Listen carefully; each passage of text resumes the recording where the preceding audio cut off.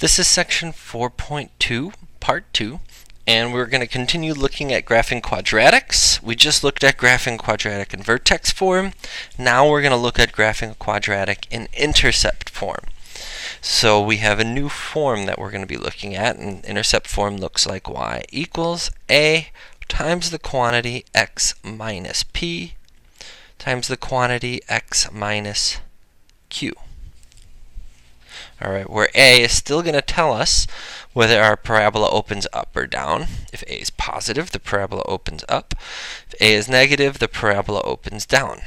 What's nice about the intercept form is we can easily find the x-intercepts, alright, where the parabola will cross the x-axis. Alright, so that's going to be the first step we're going to want to do. You can see there's 3 steps to this process, to graphing. Alright, the first step, we're going to find the intercepts. These are the x-intercepts.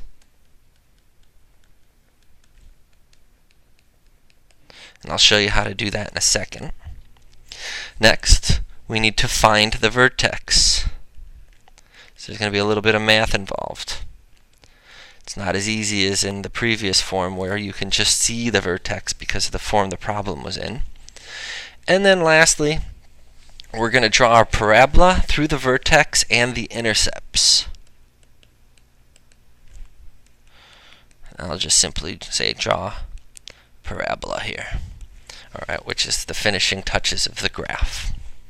So you can see our first problem down at the bottom of the screen there, where we have y equals 3 times the quantity x minus 4 times the quantity x plus 2. We're going to work with this, and the first thing which we're going to do is step 1. We're going to find the x-intercepts. Alright, how do we find the x-intercepts? You take these two quantities and you set them both equal to 0. So I'm going to take x minus 4, set it equal to 0, and I'm going to take x plus 2 and set that equal to 0. So, solve, add 4 to both sides, and voila, x equals 4. This is one of your first intercepts. This is in the spot of p. Alright, so our first intercept is at the point 4, 0. Solve this one.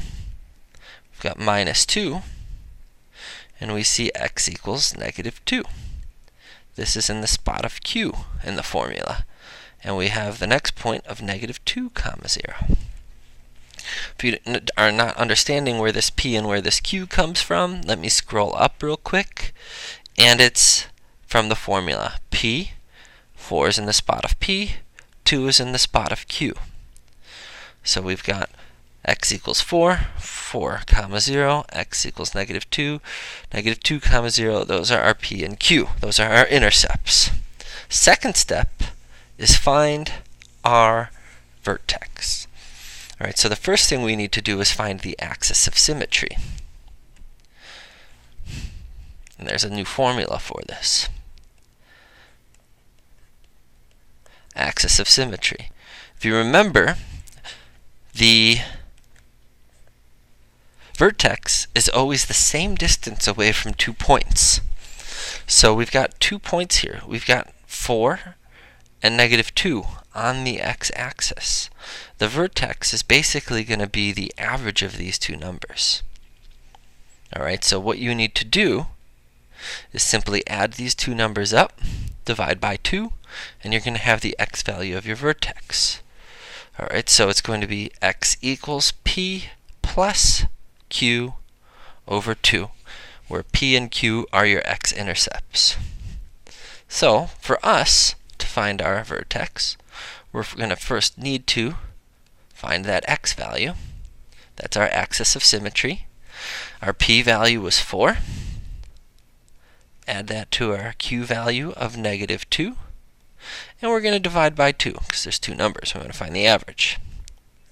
4 plus negative 2 is positive 2. So the x value of our vertex takes the value of 1. Alright, now we want to find the y value. So if we know x equals 1, we're going to plot or plug that back into our equation, which I scrolled up to the screen. This is our equation right here. So I've got y equals 3 times x minus 4 times x plus 2. So let's plug in the value of 1.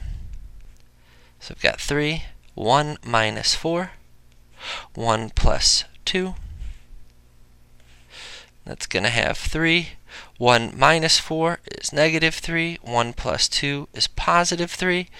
So we've got 3 times negative 3 is negative 9. Times 3 is negative 27. So we can see that y here equals negative 27. So our vertex takes the point 1, negative 27. Step 3 is going to be to graph. Alright, so what we need to do when you graph, there's 3 things, 3 points, that's it, and we have all the points we need. Alright, we want to plot each intercept, and we want to plot our vertex. So let's start by plotting our vertex first. It's 1, negative 27. Notice each tick mark on my graph goes by 3s. So I'm going to go 3, 6, 9, 12, 15, 18, 21, 24, 27. Go over to 1. There's 1 comma negative 27. 1 x-intercept is 4 comma 0. So 1, 2, 3, 4 comma 0. The other intercept is negative 2 comma 0. In the previous examples, we were using 3 points to draw our parabola. With the intercept form, you're going to be able to get away with using just 3 points. The 2 intercepts and the vertex, where this is 1, negative 27. This guy here is 4 comma 0. And this point here is negative 2 comma 0. If we had to label our axis of symmetry, it would be the imaginary line passing right through the vertex, and we would label it x equals 1 because the axis of symmetry is going to have the same value of the x value of your vertex. And that is section 2.